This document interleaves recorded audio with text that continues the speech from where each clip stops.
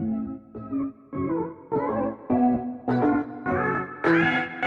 friends, welcome to the lecture on internal feeder of stored grain and their management. Okay, so this is under the entomology topic or integrated pest management. So what are the some internal feeders? The internal feeders, they are those they feed on the internal content of the grain or seed or kernel. नाम से ही आपको clear होना चाहिए, internal यानी होता है आंतरिक।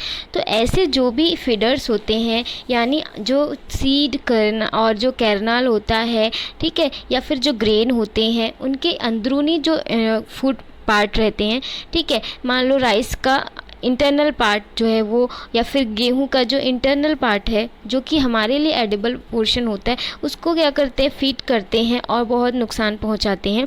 ये होते हैं इंटरनल फीडर्स। सो इसलिए ज़्यादा कुछ आपको ऐसा सोचना नहीं है, नाम से ही क्लियर होना चाहिए। एक्सटर्नल यानी आउटर लेयर को जो फीड करेंगे, इंटरनल यानी अंदरूनी लेयर को जो फीड करेंगे। So this feeders they are destroy more than the eat, यानी ये जितना खाते नहीं उससे ज़्यादा ये क्रॉप मतलब जो ग्रेन है या कैरनल है उनको नुकसान ज़्यादा पहुंचाते हैं। खाते बहुत कम है, वेस्टेज बहुत ज़्यादा करते हैं।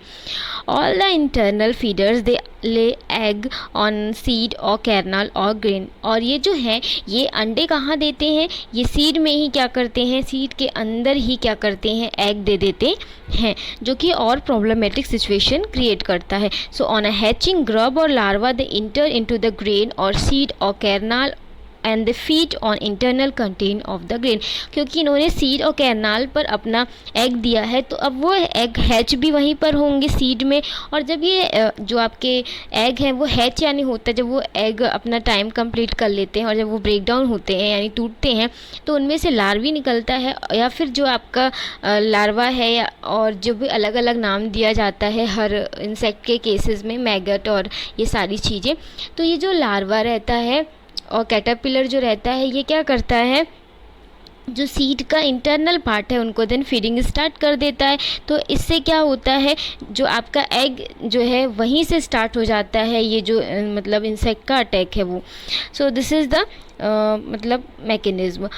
Now after the like after feeding it pupate inside the grain और सीड और कैनल, एंड फिर ये क्या करता है, सीड पर मतलब सीड में उन्होंने एग तो दिया, देन एग हैच भी हो गया, लार्वा ने फीडिंग भी कर ली इंटरनली, और फिर प्यूपेशन स्टेज आता है। जैसा कि हम लाइफ साइकिल देखते हैं लेपिडोप्टेरा ऑर्डर का और कॉलियोप्टेरा ऑर्डर का, ये सारे केसेस में क्या होता है, एग के बाद होता है आपका लार्वा स्टेज, लार्वा स्टेज के बाद आपका होता है प्यूपेशन, एंड देन आफ्टर होता है एडल्ट स्टेज, एंड देन फिर आपका वही एग स्टेज कंटिन्यूस ये रहते हैं, ठीक।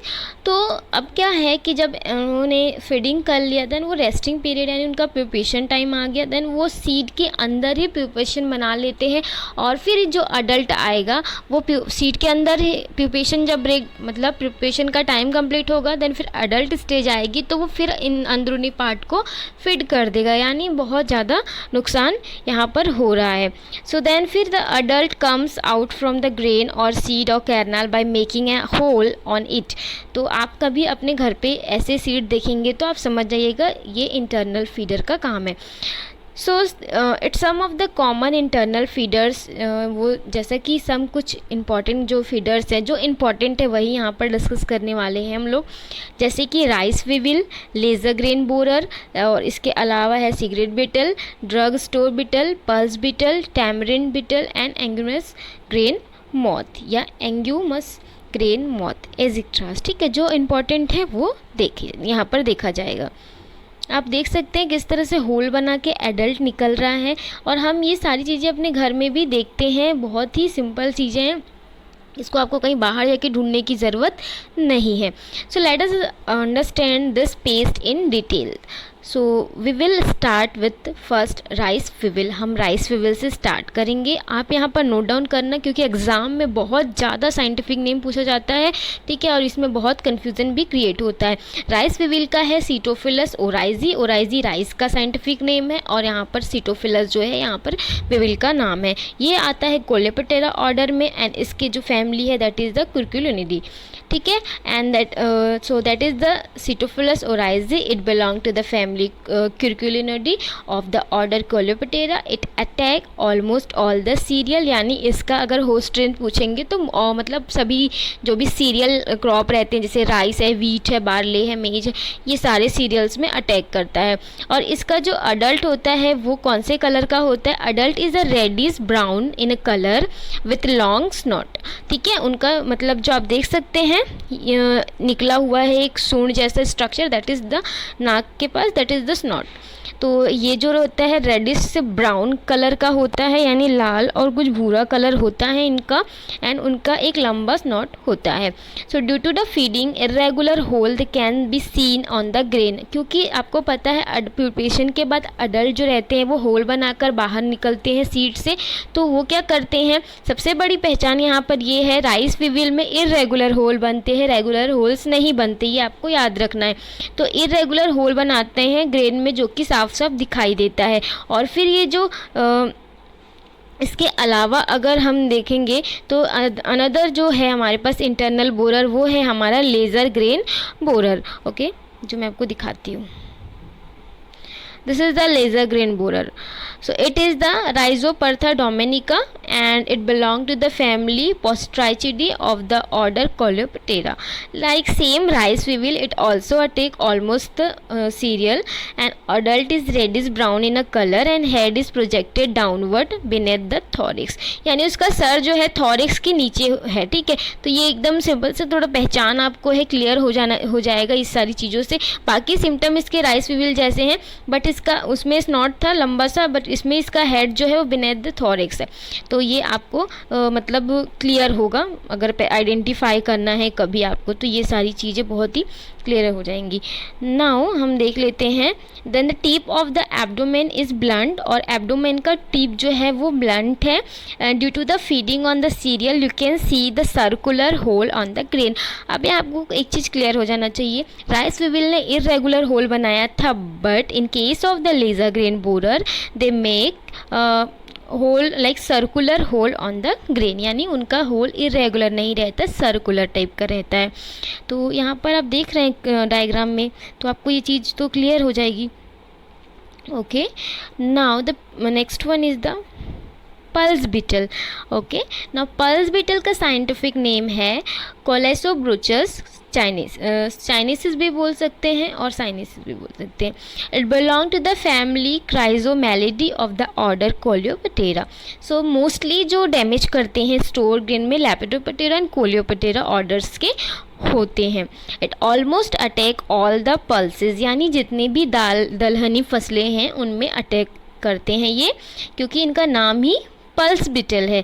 Adult they can easily recognized by the present of ivory spot on the dorsal region of the body. इनके जो डोर्सल रीजन है उनमें आइवरी स्पॉट रहते हैं, you can see in a picture, so it is clear. Due to the feeding on a seed you can see the circular exit hole, ये भी circular exit hole बनाते हैं pulses में। Now we can see cigarette beetle. नाम cigarette क्यों है इसका? That is the Loziderma sericorni. It belong to the family Pitinidae of the order Coleoptera, और it attack ginger, turmeric, chili including the cigarette। यानी ये cigarette में भी attack करता है, इसलिए से सिगरेट बीटल का नाम दिया गया है ताकि रिमेंबर रहे हमको। You can see in the picture कि किस तरह से अटैक हुआ है सिगरेट में। तो इसके अलावा अदरक, हल्दी और मिर्ची में। ठीक, so adult is reddish brown in a colour, mostly red brown colour के ही रहते हैं स्टोर ग्रेन प्रोडक्ट, जो प्रोडक्ट बोल रही हूँ, पेस्ट जो रहता है आपने घर पे भी देखा है। और बॉडी जो है इसकी हम्प लाइक होती है एंड अनदर इंटरनल, ठीक है, हम्प लाइक होने के अलावा you can see larvae also. Now another one is the drug store beetle, that is the Stegobium paniceum, that is belong to Pitinidae, same family है, and Coleoptera order. Now we can see the groundnut beetle। ठीक है, ये भी attack इसका देख सकते हैं आप। It tunnel into stored product like turmeric, coriander, ginger, the including drug as a result which is circular pin head size bored holes can be seen. ठीक, तो आपको बेसिकली क्रॉप याद रखना है कि कौन कौन से क्रॉप में कर रहे हैं, ये कुछ स्पेशल काइंड ऑफ जो हैं। Now we see the groundnut seed beetle. Okay, तो साइंटिफिक नेम है इसका Caryedon serratus. It belong to the family Chrysomelidae of the order Coleoptera and in addition to groundnut it also attack tamarind, यानी ये इमली में भी attack करता है। देन अनदर यहाँ पर हम इसका ये देख लेते हैं, grub that burrow through the pod wall to reach the kernel and feed on the kernel, as result of which affected seed are unfit for the consumption, marketing, even for the sowing। क्योंकि उन्होंने इस तरह से attack कर दिया है कि ना हम मार्केटिंग कर सकते हैं, ना हम खा सकते हैं, और ना हम इसको सोइंग पर्पज़ के लिए यूज़ कर सकते हैं। और ये क्योंकि टैमरिंड में भी अटैक करता है, इसलिए इसको टैमरिंड बीटल के नाम से भी जाना जाता है। तो इसका जो ग्रब रहता है, आप याद रखना, जब आप लेपिडोप्टेरा की बात करेंगे तो आप उसके सेकेंड स्टेज को लार्वी बोलेंगे, और जब आप कोलेप्टेरा की बात करेंगे तो सेकेंड स्टेज को आप ग्रब ठीक है। तो दिस ग्रब जो है ये बोरो करता है through the pod wall and फिर ये कैरनाल तक जाता है और कैरनाल को फीड आउट करता है। तो this is the now we see the angoumois grain moth. ठीक है, इसका साइंटिफिक नेम आप देख सकते हैं, यहाँ पर लिखा हुआ है Sitotroga cerealella. It belong to the family Gelechiidae of the order Lepidoptera. So this is the only lepidopteran insect which act as a internal feeder on grain और सीड। ये एग्जाम में पूछा जा सकता है, कौन सा एक ऐसा लेपिडोप्टेरियन इंसेक्ट है जो वर्क करता है। और भी हैं जो स्टोर्ड ग्रेन पेस्ट की तरह वर्क करते हैं, but in case of internal feeder only angoumois जो ग्रेन मॉथ है यही जो होता है एज अ वर्क करता है इंटरनल फीडर के फॉर्म में।